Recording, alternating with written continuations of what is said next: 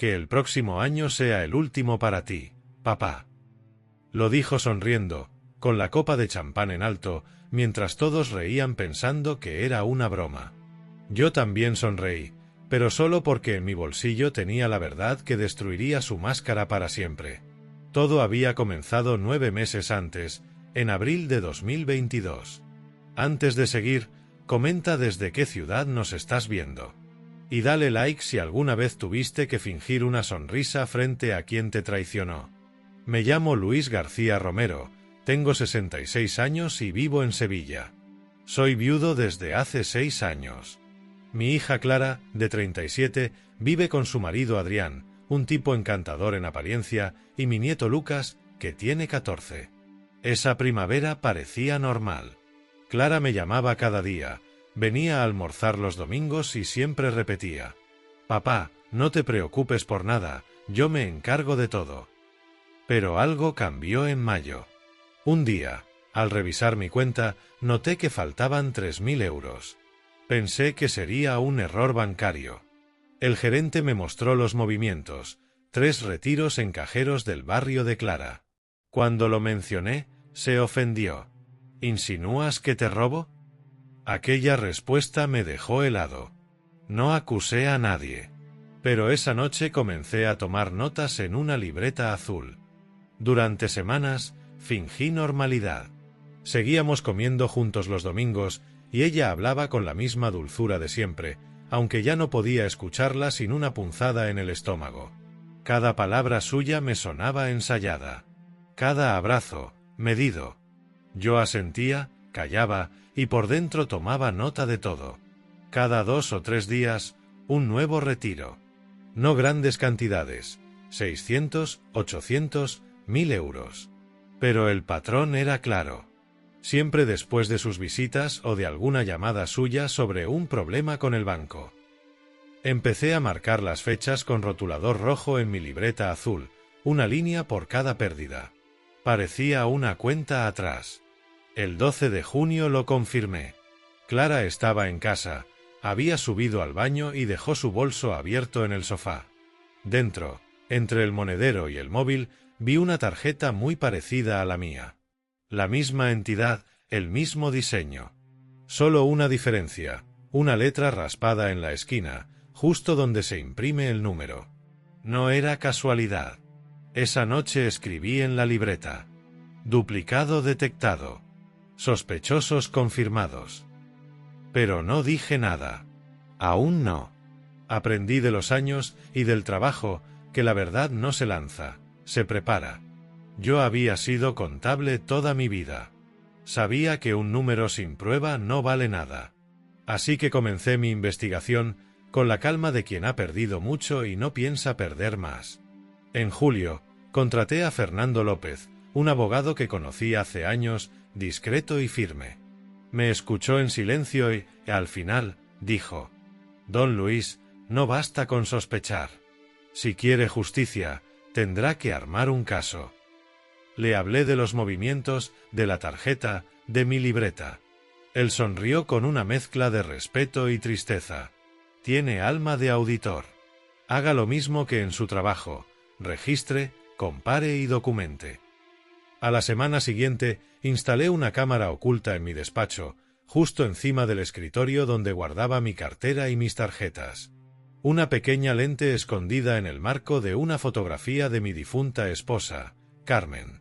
Me dolió usar su imagen para aquello, pero pensé que ella lo entendería. Si algo detestaba Carmen, era la mentira. El 21 de agosto, Clara vino a visitarme. Dijo que necesitaba un documento del seguro del coche. Subió a mi despacho. Estuvo arriba 14 minutos.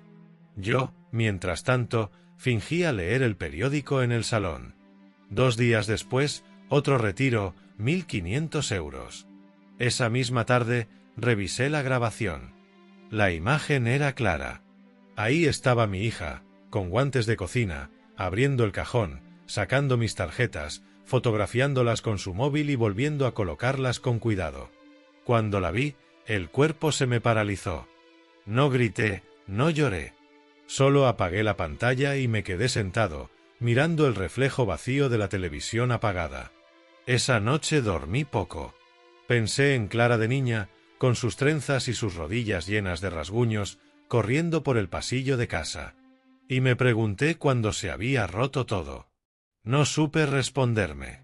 Pero comprendí que, aunque era mi hija, tenía que actuar. Durante los meses siguientes, me convertí en mi propio detective. Recopilé pruebas, imprimí extractos, clasifiqué fechas y montos. Fernando me ayudó a organizarlo todo en un expediente detallado. Cuando terminamos, en noviembre, el total era exacto, 47.800 euros. Casi mis ahorros de toda la vida. Espere el momento perfecto, me dijo Fernando. Y yo lo sabía. La verdad no solo se demuestra, se muestra para que no queden dudas. Así que esperé.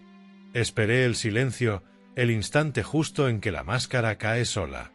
Y decidí que sería en la Nochevieja de 2022. La última cena del año. El brindis final. El escenario donde todos pretenden ser felices, aunque debajo de los brindis solo haya distancia. Guardé el expediente en un sobrebeis, lo sellé con cinta y lo escondí en el bolsillo interior de mi chaqueta.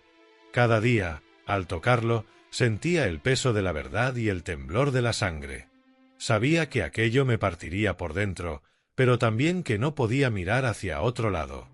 La justicia, cuando llega, no cura, pero limpia. Y yo necesitaba limpieza más que consuelo. La tarde del 31 de diciembre amaneció tibia, con ese sol sevillano que parece no rendirse ni en invierno. Pasé la mañana en silencio, preparando la mesa con la misma rutina de cada año. El mantel blanco de lino, los platos heredados de Carmen, la bandeja de turrones que nunca se terminaban. Pero esa vez, todo tenía un aire distinto, más denso. Cada gesto era una despedida. No de la vida, sino de la mentira. El sobrebeis descansaba en el cajón del aparador, junto a una botella de champán sin abrir. A cada rato lo miraba, como quien revisa un arma antes del duelo. Fernando me había llamado esa mañana. ¿Está seguro, don Luis? Más que nunca, respondí. Entonces, que sea con calma. Que la verdad no suene a venganza. No se preocupe, le dije. Sonará a justicia. A las 10 en punto llegaron. Clara con un vestido rojo, elegante, maquillada en exceso. Adrián con su traje gris, ese que usa para parecer decente. Lucas, en cambio, venía con la mirada baja, el móvil en la mano y un aire distraído. Me abrazó con sinceridad, el único de los tres. «Feliz año, abuelo». «Gracias, hijo. Qué alto estás». Durante la cena fingí normalidad. Serví el jamón, el vino, los langostinos. Escuché las conversaciones vacías sobre vacaciones, reformas, colegios. Cada palabra flotaba sobre la mesa como humo. Clara me sonreía de vez en cuando, convencida de que seguía siendo el padre confiado de siempre. Adrián reía alto, demasiado alto, intentando llenar el aire de ruido. Pero yo ya no escuchaba. Solo esperaba. A las 11:50, cuando en la televisión empezaron los preparativos para las campanadas, me levanté a servir las copas. El sonido del corcho al salir me hizo pensar en un disparo contenido. 3, 2, 1. Contamos todos. «¡Feliz año nuevo!», gritaron Clara y Adrián al unísono. Y entonces ella, radiante, levantó la copa y soltó la frase. «Que el próximo año sea el último para ti, papá». Así por fin descansamos todos. Las risas estallaron como una bofetada. Adrián aplaudía, Lucas forzaba una sonrisa y Clara se reía con la ligereza de quien cree tener el mundo en su mano. Yo también sonreí, pero no era la misma sonrisa. Era la de quien ha esperado demasiado para decir basta. Metí la mano en el bolsillo interior de la chaqueta y saqué el sobrebeis. Lo dejé sobre la mesa, sin decir palabra. El silencio se hizo espeso. ¿Y eso?, preguntó Clara, aún con la copa en la mano. Un brindis distinto, hija. Por la verdad. Abrí el sobre y comencé a sacar las hojas, una por una, los extractos bancarios, las fechas subrayadas, las fotografías impresas. Las coloqué frente a ella, despacio, como si sirviera un plato sagrado. 47.800 euros en 11 meses. Mismos cajeros, mismas fechas. Aquí, señalé una imagen, el 12 de junio. Tus guantes de cocina. Tu móvil. Tus manos. El color se le fue del rostro. Adrián intentó reír. Eso no prueba nada. Podría ser cualquiera. Entonces presioné play en mi grabadora. La voz de Adrián sonó clara, grabada en una de las visitas que hice a su casa para hablar del dinero. Si papá muere este año, nos quedamos con todo. La casa, los ahorros, todo pasa a tu nombre. No puede durar mucho más. El silencio fue total. Ni la televisión sonaba ya. Lucas miró a su madre, desconcertado, los ojos húmedos. ¿Eso es verdad, mamá? Clara se levantó bruscamente. No es lo que parece. Gritó. Él nos provoca, siempre nos ha controlado. Ese dinero será mío algún día, por derecho. Pero no este año, ni de esa forma, respondí. Mi voz sonó tranquila, incluso suave. Porque la rabia, a cierta edad, ya no grita, se vuelve piedra. Clara rompió la copa contra el suelo. Adrián la sujetó del brazo, pero ella se soltó. Eres un viejo miserable. Y tú, hija, olvidaste lo que significa respeto. Cogí el teléfono y marqué un número. Fernando contestó al instante. Procede, le dije. Y colgué. Clara se quedó inmóvil. Adrián bajó la mirada. Lucas empezó a llorar. Yo recogí una servilleta, limpié el borde de mi copa y me serví un último sorbo de champán. La medianoche siguió su curso. Fuera, los vecinos cantaban y lanzaban cohetes. Dentro, solo se oía el goteo lento del vino derramado sobre el mantel. Pensé en Carmen, en cómo habría sufrido viendo todo aquello. Y sentí, por primera vez en muchos meses, que algo dentro de mí se alineaba de nuevo. A las 2 de la madrugada, cuando se fueron, el silencio volvió a llenar la casa. Me quedé sentado frente a la mesa vacía, mirando el sobre ya abierto, con todas las pruebas extendidas como las piezas de una vida expuesta. No sentí orgullo. Solo un cansancio limpio, sereno. El 2 de enero entregué oficialmente el expediente a las autoridades. Fernando se encargó de todo. No hubo escándalo mediático ni gritos, solo un procedimiento judicial discreto y eficaz. En febrero de 2023, el tribunal dictó sentencia, 2 años y medio de prisión para Adrián, 18 meses de trabajos comunitarios para Clara y la devolución íntegra del dinero. No fui al juicio. No podía soportar verla con esas esposas. Fernando me llamó después y me lo resumió todo con una sola frase. Ganó la verdad, don Luis. Pasaron los meses. Lucas me visitaba a menudo. Me ayudaba a cuidar las plantas, hablábamos de fútbol, de estudios. Una tarde, mientras tomábamos café en el patio, me miró con una madurez que no era propia de sus 14 años. Abuelo, ahora entiendo todo. Gracias por no rendirte. Le acaricié la cabeza. Nunca se trata de ganar, hijo. Se trata de no perderse uno mismo. Y así llegó de nuevo diciembre. Nochevieja, otra vez. Esta vez solo. Encendí la radio, serví una sola copa de champán y miré las luces reflejadas en el cristal. El reloj marcó las 12. Brindé despacio y murmuré. Por la verdad. Y por los que aprenden a tiempo. No había risas, ni copas rotas, ni máscaras. Solo el sonido lejano de los fuegos artificiales y la paz, humilde y limpia, de quien eligió la dignidad sobre la sangre. Febrero de 2024. Un año entero desde aquella noche. La casa seguía igual. Los cuadros de Carmen, el reloj del pasillo, las cortinas que ella misma cosió hace décadas. Pero el aire había cambiado. Ahora había silencio, sí, pero no el silencio pesado del engaño. Era otro, más leve. Un silencio que respira. Aquella mañana, el sol entraba por la ventana del salón y calentaba el respaldo del sillón donde solía leer. Me serví café en la taza blanca con borde azul, la de siempre, y lo dejé enfriar un poco antes de probarlo. Me descubrí pensando que, al final, la justicia no repara lo roto, pero deja espacio para que algo nuevo crezca. No he vuelto a hablar con Clara. Fernando dice que ella cumple su condena de trabajos comunitarios en una residencia de mayores en Dos Hermanas. A veces imagino que debe cuidar ancianos que le recuerdan a mí. No lo deseo como castigo. Solo espero que, mientras cambia sábanas o sirve comida, entienda lo que significa cuidar a quien te dio la vida. De Adrián no sé mucho. Cumple su condena en prisión, aunque su abogado ha pedido revisión. No me interesa. Hay hombres que ya han decidido perderse. Lucas, en cambio, sigue viniendo. Ahora tiene 15 años, ha crecido de golpe, como si la vergüenza lo hubiera obligado a madurar. Llega los sábados por la mañana, siempre con la misma frase. «¿Hacemos el desayuno juntos, abuelo?» Y yo sonrío, porque no hay mayor redención que ese gesto simple. Durante las primeras semanas tras el juicio, él no hablaba mucho.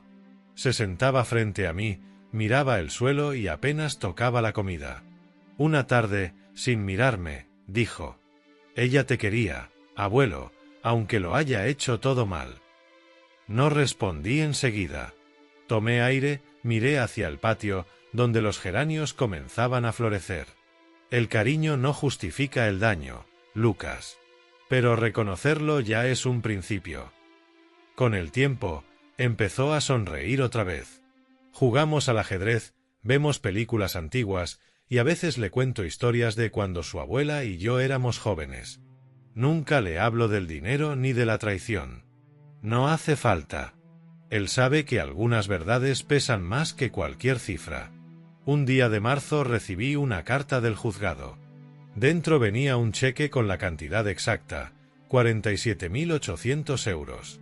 Firmado por Clara García y Adrián Ruiz. No lo esperé.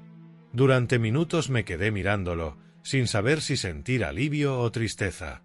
Era la prueba material de todo lo que se había roto, pero también el cierre de un ciclo. Llamé a Fernando. «¿Y ahora qué hará con el dinero, don Luis?» «Nada», respondí. «Lo guardaré hasta que tenga un destino que no me duela». Lo pensé durante días. Y una mañana, sin avisar, fui al banco, lo retiré y lo doné a una asociación de becas para jóvenes sin recursos.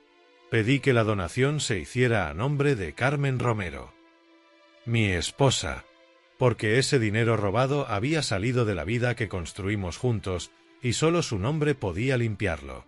Al volver a casa, me senté en el patio, encendí la radio y escuché el rumor lejano de los trenes. Por primera vez en mucho tiempo, sentí que el pasado estaba donde debía, detrás. Un mes después, Lucas me trajo un sobre. «Es de mamá», dijo. Lo miré largo rato antes de abrirlo. Dentro, una carta breve, escrita con letra temblorosa. «Papá. No hay excusa. Lo sé. Cada día pienso en lo que hice y en lo que perdí. En la residencia me toca cuidar a un hombre que se llama don Jaime. Tiene tu edad. Cuando le ayudo a vestirse, me doy cuenta de todo lo que olvidé hacer contigo. Escuchar, agradecer, respetar. No te pido perdón. Sé que eso no borra nada. Solo quiero que sepas que intento ser alguien distinto. Clara». Doblé la carta despacio, sin lágrimas. No era perdón, pero era verdad. Y la verdad, incluso cuando llega tarde, siempre ilumina. Desde entonces, no espero llamadas. Tampoco guardo rencor. A cierta edad uno aprende que la vida no se cobra, solo se comprende. Y que la dignidad, una vez recuperada, no se negocia. Ahora mis días son sencillos. Camino por el parque cada mañana, saludo al panadero, riego las plantas. Por las noches leo o escribo en la libreta azul, la misma donde anoté las fechas del engaño. Solo que ahora anoto otras cosas. El silencio cura. La verdad no duele, limpia. El respeto no se hereda, se sostiene. En Nochevieja de 2024, encendí una vela frente a la fotografía de Carmen.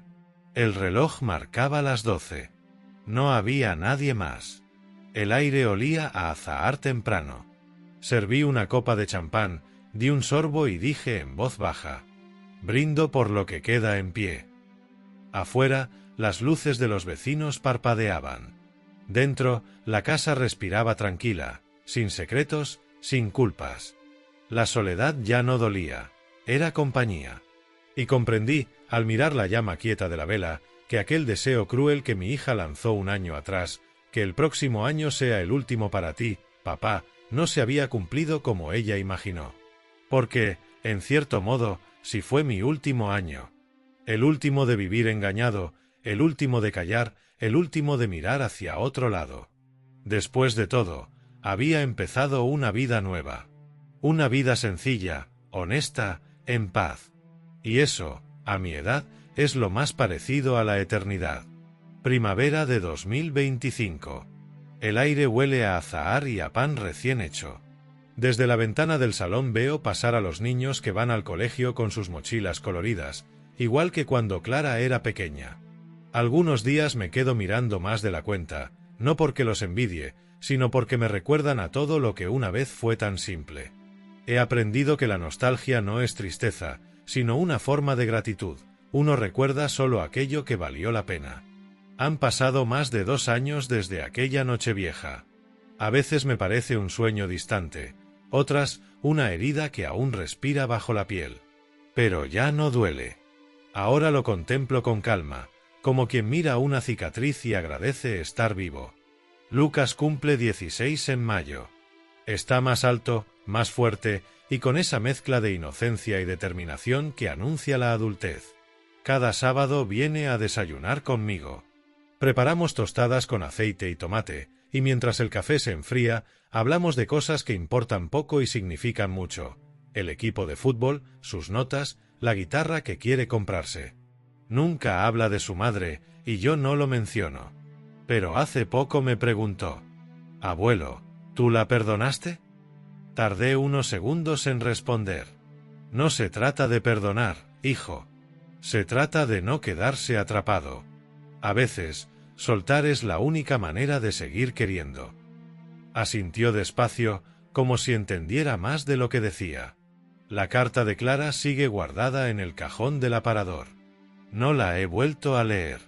No por orgullo, sino porque su contenido ya vive dentro de mí. En ella había algo más que disculpa, una sombra de arrepentimiento que no buscaba absolución, solo comprensión. Y eso, a cierta edad, es suficiente. En marzo recibí un sobreconsello de la residencia donde trabaja. Dentro había una postal con un dibujo infantil, una flor de papel y una frase escrita con rotulador rojo. «Gracias, don Luis. Su hija es buena con nosotros». Firmaban los residentes del ala 3B. Sonreí. No porque creyera que todo se había reparado, sino porque entendí que algo, de alguna forma, se estaba reconstruyendo. Desde entonces, Clara me ha llamado 2 veces. La primera fue en abril, para saber cómo estaba.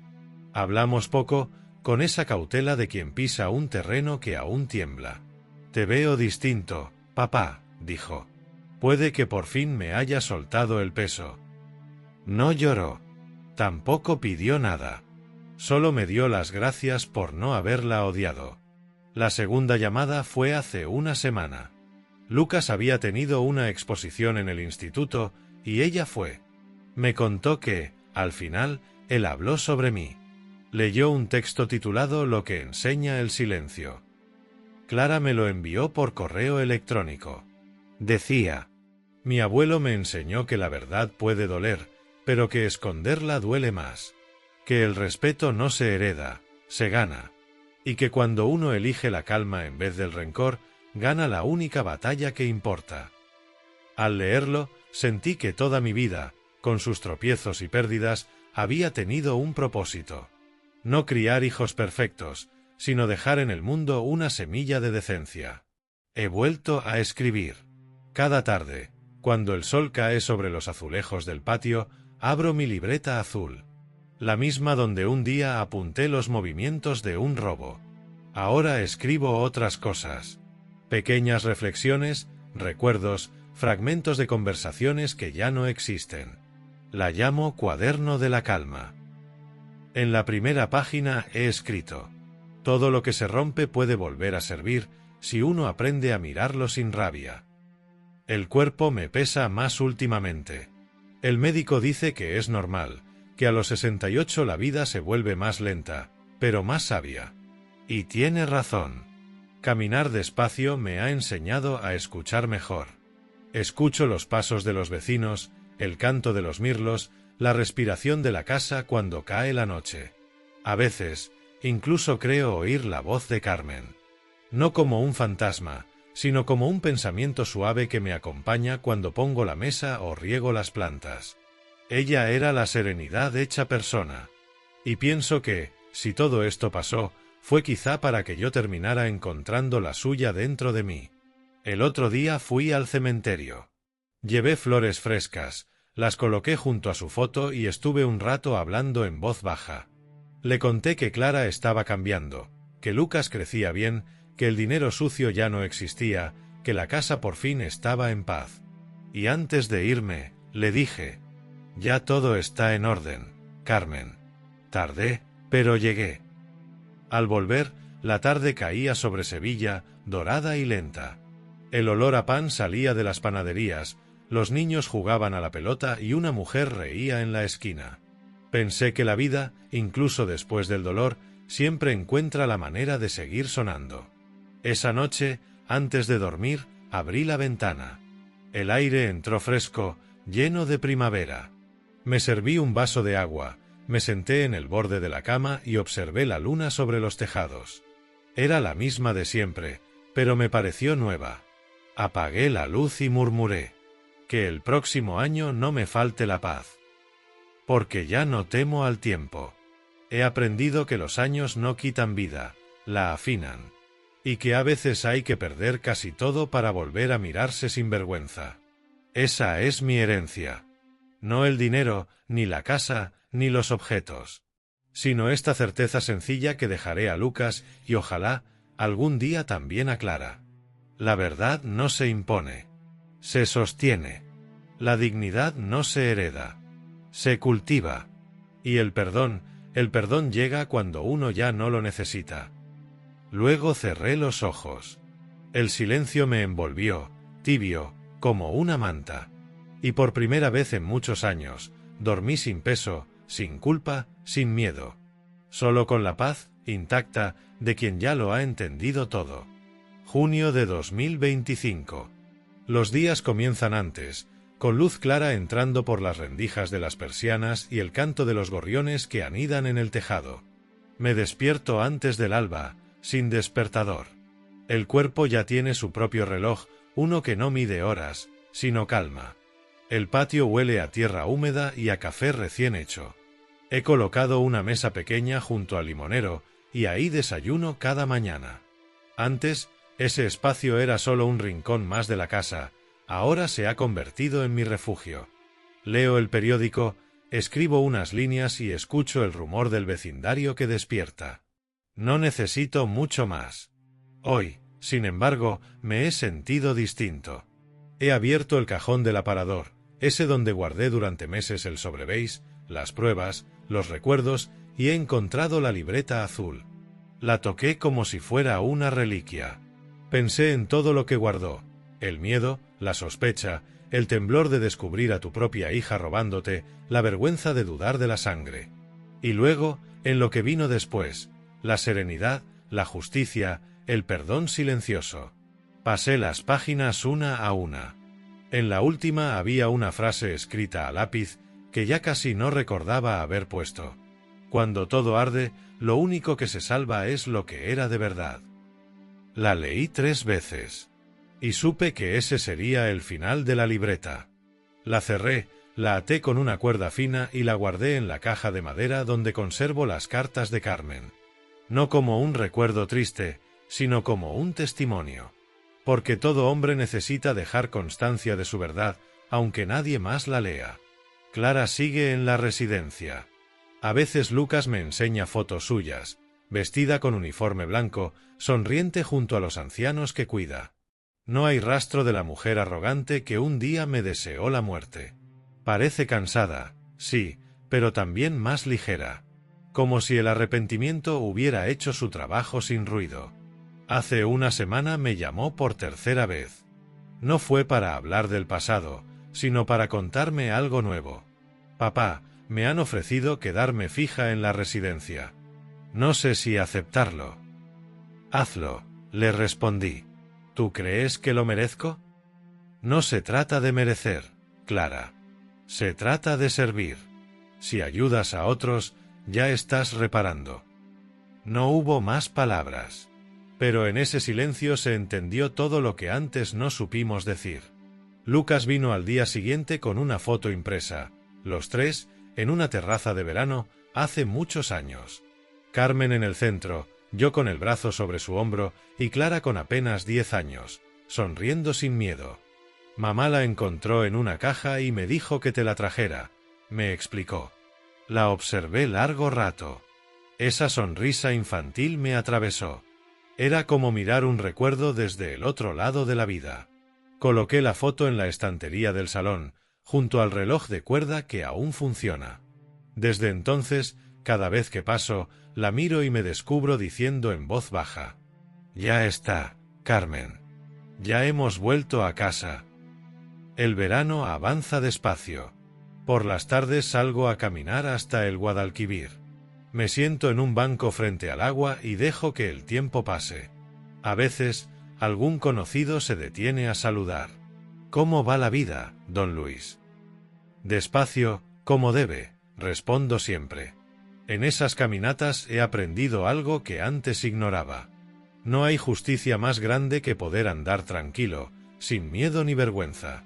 El peso de la mentira se siente en los pies, y cuando desaparece, caminar se vuelve liviano. En julio, Lucas se fue de campamento. Antes de irse, me dejó una nota sobre la mesa. «Abuelo, gracias por enseñarme que el valor no está en gritar, sino en aguantar de pie». Era una frase que había oído 1000 veces de mí, pero verla escrita por su mano me estremeció.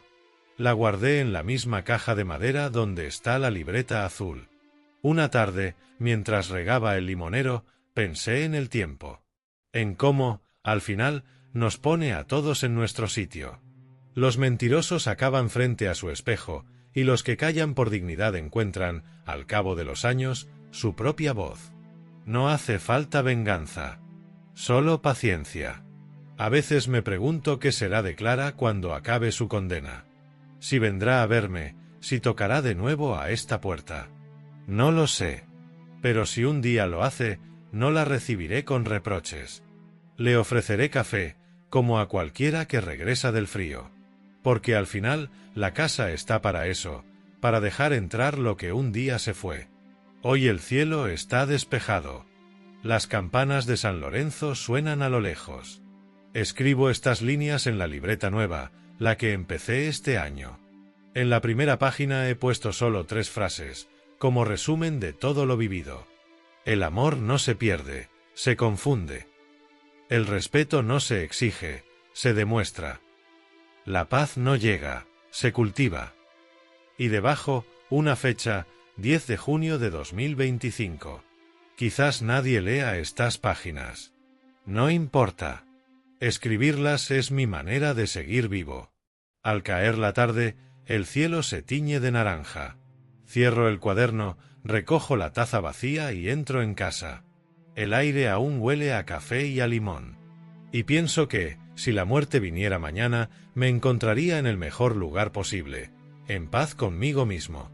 Antes de dormir, miro una vez más la foto de los 3.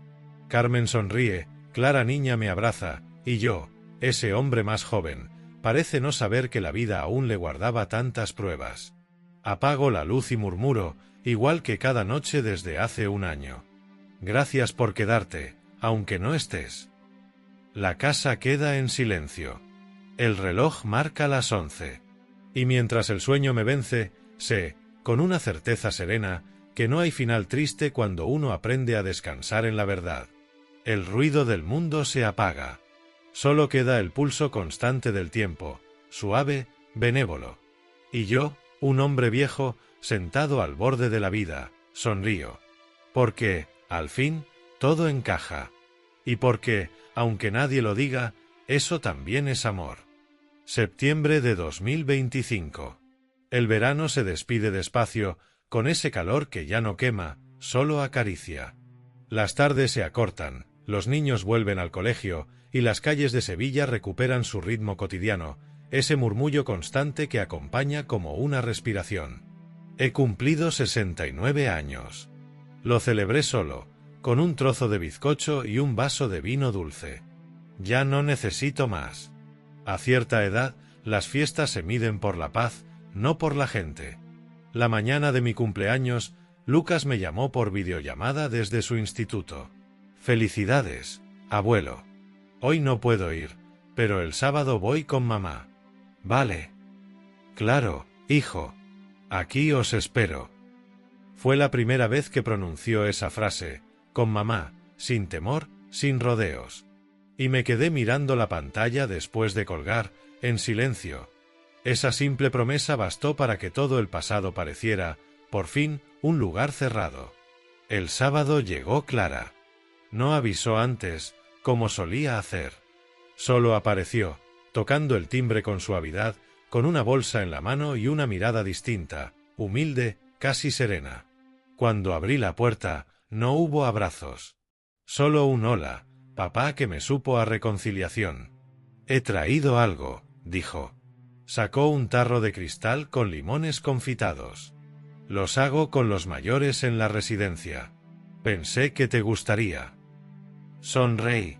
Claro que sí. Tu madre los hacía igual. Y entonces, por primera vez en 3 años, la vi llorar. No un llanto escandaloso, sino un llanto limpio, silencioso, de esos que purifican. Entró en casa como quien pisa un templo.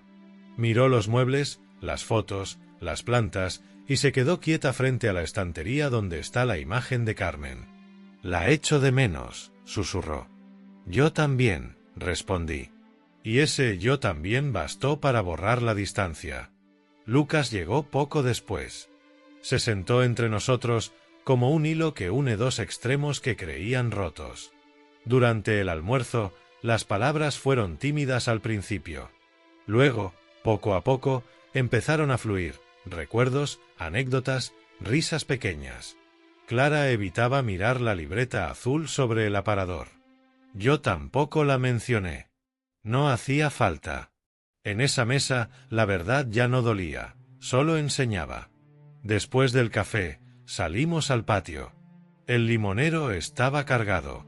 Clara alzó la vista y dijo: «Sigue dando fruto».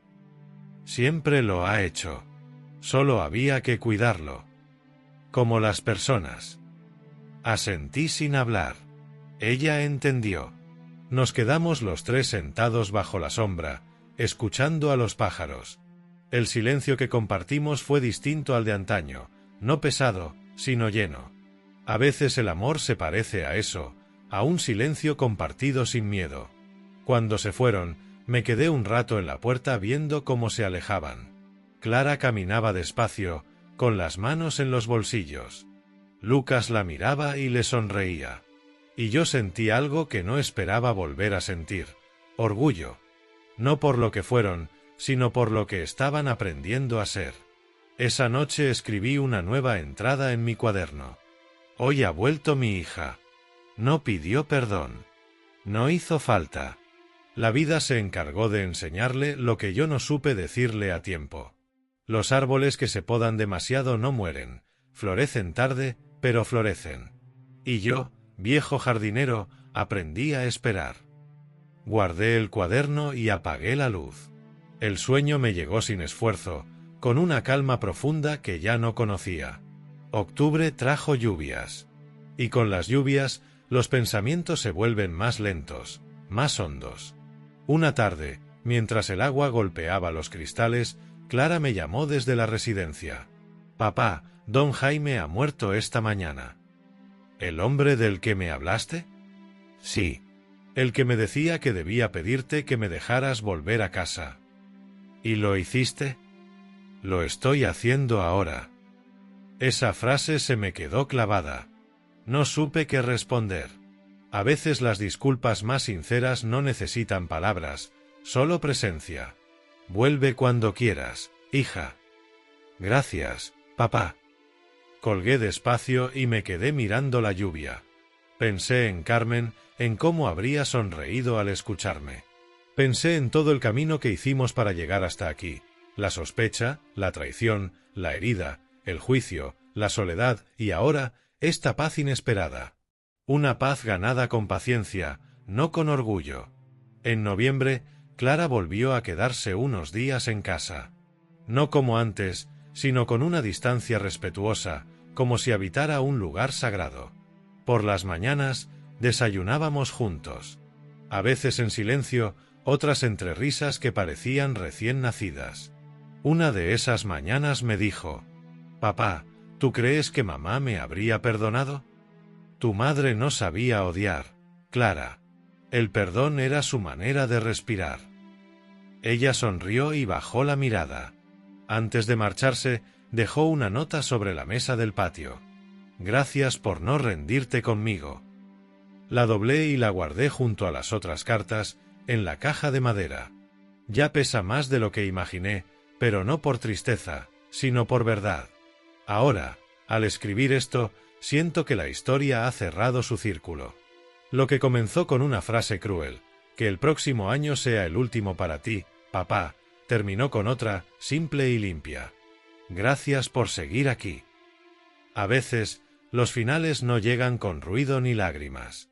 Llegan con la suavidad de una puerta que se abre de nuevo, después de mucho tiempo cerrada. Y mientras cae la tarde sobre Sevilla, mientras las sombras se alargan y el limonero exhala su aroma, entiendo que todo lo que sufrí, todo lo que temí, tenía un propósito.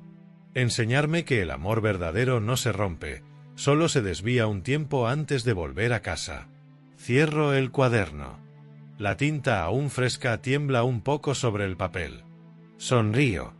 Y, sin buscarlo, me descubro repitiendo en voz baja, como un rezo tranquilo. El respeto no se hereda. La paz no se compra. La dignidad, si se cuida, florece. Afuera llueve suave. Dentro, por fin, todo está en su sitio. Diciembre de 2025. He aprendido a contar los años no por lo que quitan, sino por lo que dejan. Este deja calma. La casa respira hondo, el reloj del pasillo marca las horas sin herir. En la estantería, junto al retrato de Carmen, reposa la libreta azul atada con su cuerda fina. No la abro ya, su trabajo terminó. Por la mañana he ido al mercado. Uvas, un trozo pequeño de queso viejo, pan caliente. La frutera me ha dicho: «¿Solo para uno, don Luis?» «Para los que quepamos en la mesa de hoy», he respondido. Y he sonreído sin tristeza. Porque ya sé que estar solo no es estar vacío. A media tarde ha llamado Lucas. «Abuelo, pasaremos un momento antes de las campanadas». No he preguntado más. He puesto 3 platos, por si acaso. Y he sacado de la despensa un tarro de limones confitados. Los ha traído Clara otras veces. Estos huelen a paciencia. Han llegado cuando el cielo empezaba a ponerse violeta. Lucas me ha abrazado con esa fuerza limpia que solo tienen los 16. Clara ha entrado despacio. Ha dejado una pequeña caja sobre la mesa del salón. «Es para ti», ha dicho. Dentro, un cuaderno nuevo, de tapas verdes. En la primera página, una frase escrita con su letra. «Para seguir sosteniendo la verdad». He asentido. No había nada más que decir. Cenamos simple. Hablamos de trabajo, de estudios, de una excursión al río. Las palabras ya no pesan. A veces callamos, y el silencio no duele. He visto a Clara mirar la foto de su madre con gratitud, no con culpa. Es un paso. Los pasos, a esta edad, Se miden así, por su ligereza. A las 11:58 he servido las copas. Lucas ha preparado las uvas, 12 redondas como monedas. La televisión murmuraba, pero apenas la escuchábamos. Abuelo, dijo Clara, me gustaría brindar yo. La miré en paz. Ella sostuvo la copa, respiró y habló bajo, como si temiera despertar a alguien que duerme bien. Que el próximo año te encuentre vivo, papá. Y si no, que lo que quede de ti nos haga mejores. Nadie aplaudió. No hacía falta. Lucas sonrió y me tocó el hombro. Sonaron las campanadas. 12 golpes limpios. Al último, bebimos un sorbo. No hubo risas nerviosas, ni frases afiladas. Solo un murmullo de gratitud que parecía venir de otro tiempo.